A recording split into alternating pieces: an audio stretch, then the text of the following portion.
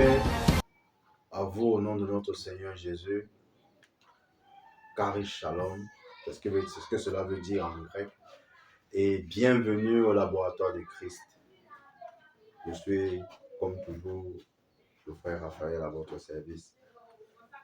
Et actuellement, nous parlons sur le thème que gagne-t-on à être born again? Quels sont les avantages et les privilèges d'être né de nouveau?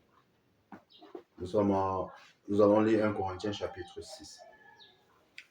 1 Corinthiens chapitre 6, je vais lire à partir du verset 10. Ne savez-vous pas que ceux qui pratiquent l'injustice n'auront aucune part au royaume de Dieu?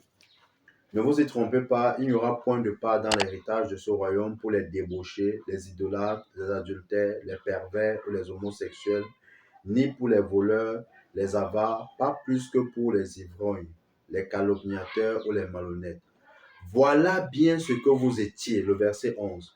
Voilà bien ce que vous étiez, certains d'entre vous. Pour faire justement la précision, parce qu'on pourrait être dans une assemblée et nous tous nous sortons d'une assemblée et tout le monde pourrait penser que nous tous nous sommes enfants de Dieu, nous tous nous avons cru, nous sommes nés de nouveau, mais ce n'est pas vrai. Ce n'est pas tous ceux qui crient Alléluia, Alléluia, qui sont dans les assemblées qui ont cru. C'est pourquoi Paul dit justement certains d'entre vous. C'est ce que vous étiez avant d'avoir cru. Avant d'être né de nouveau, vous étiez des gens disqualifiés du royaume. Mais il dit, voilà bien ce que vous étiez, certains d'entre vous, mais vous avez été lavés.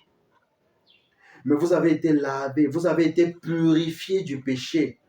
Vous en avez été déclarés justes au nom du Seigneur Jésus-Christ et par l'Esprit de notre Dieu. Nous avons été lavés. Nous savons que quand on se lave parce qu'on est sale. Parce qu'on est sale. Nous sommes purifiés parce que nous sommes impurs. On purifie celui qui est impur. Alors, la parole de Dieu nous dit que mais vous avez été lavés. Et à quel temps? Vous avez été. Une action passée. Vous avez été. Ce n'est pas vous serez. You will be. No. You are. You were. Excusez-moi. Vous avez été. Une action passée. Maintenant, vous êtes propre. Vous êtes pur. Vous êtes déclaré juste au nom du Seigneur Jésus.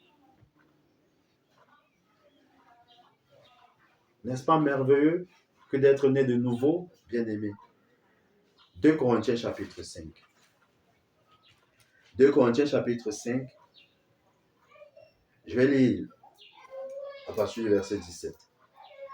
Ainsi, celui qui est uni au Christ est une nouvelle créature. Ce qui est ancien a disparu. Voici ce qui est nouveau est déjà là. Ainsi, celui qui est uni au Christ est une nouvelle créature. Nous dit la parole de Dieu. Je prendrai un exemple pour ceux qui suivent des films,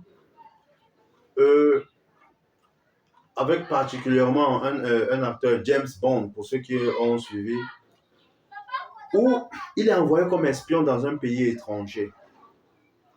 Et une fois qu'il est dans ce pays-là, il pose des actes en faveur du pays qu'il a envoyé. Alors, une fois que le pays dans lequel il a été envoyé se rend compte qu'il est un espion pour l'intérêt de l'autre, ce pays-là décide de l'éliminer. Maintenant, ce qui se passe, c'est que le pays qu'il a envoyé le fait revenir et change son identité. Pourquoi est-ce qu'on change son identité? Et justement, en changeant son identité, on efface toutes les données de son ancienne identité. Parce que justement, avec une nouvelle identité, ce pays-là n'a pas de preuves pour montrer que c'est lui qui a commis les actes qui sont reprochés. Je vais prendre un exemple comme ça. Le Cameroun envoie peut-être un espion, je vais prendre ça comme ça, dans un pays qu'on appelle la banque. Alors, une fois dans ce pays, cet émissaire, justement, joue les espions. Et dans ce pays, là-bas, on découvre et on va en finir avec lui. Et le Cameroun le rapatrie et change son identité. La vérité, c'est que ce pays là-bas n'a plus de preuves parce que tout est effacé. Toute l'identité qu'eux, ils avaient. Je prends un exemple. Peut-être cette personne s'appelait Youssouf, qui avait été envoyé. Maintenant, il n'y a plus aucune donnée sur Youssouf. Mais on retrouve, par exemple, Raphaël. Ils n'ont plus de preuves. Youssouf qui est devenu Raphaël ne peut pas être arrêté. Il ne peut pas être arrêté, ne peut pas être condamné. Parce que celui qu'on recherche, c'est Youssouf. Mais ils ont devant eux Raphaël, mais ils disent, mais il ressemble à Youssouf. Oui, mais c'est Raphaël que vous avez, voilà sa carte d'identité. Parce que toutes les données, toutes les informations de Youssouf ont été effacées. Le logiciel a été effacé, a été détruit. Bien aimé, c'est ce qui s'est passé. Celui qui est uni à Christ est une nouvelle créature. Les choses anciennes sont passées, voici tout est devenu.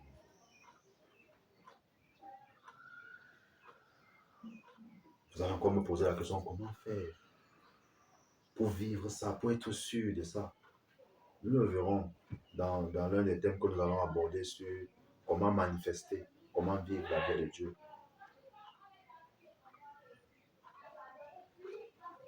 Verset 18, tout cela est l'œuvre de Dieu qui nous a réconciliés avec lui par le Christ, nous voyons encore la réconciliation, et qui nous a confié le ministère de la réconciliation.